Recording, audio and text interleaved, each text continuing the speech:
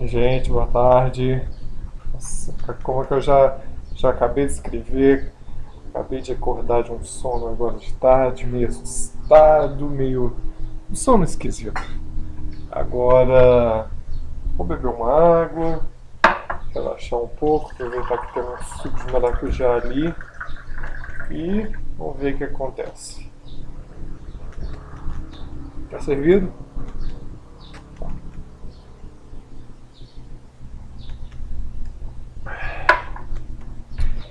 O céu estava fechado de manhã, mas agora abriu de vez, está tendo muito sol. Dá uma olhada aqui. Vamos lá no nosso quintal. Muito sol.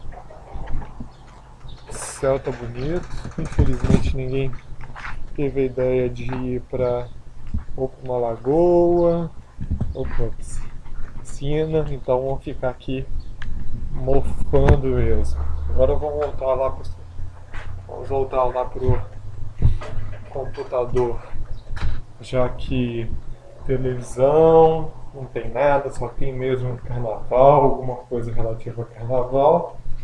E também os DVDs que estão aqui já estão todos assistidos.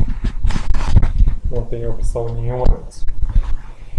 Você mesmo aí pode me dar opção. Coloque nos comentários fazer o que, assistir o que. Sei lá.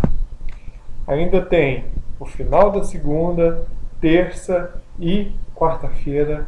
Graças a Deus, muita coisa vem aí por frente. Falou? Um abração. Até mais. Aqueles que estão divertindo, um bom carnaval. Um bom fim de tarde. Boa quarta. E até.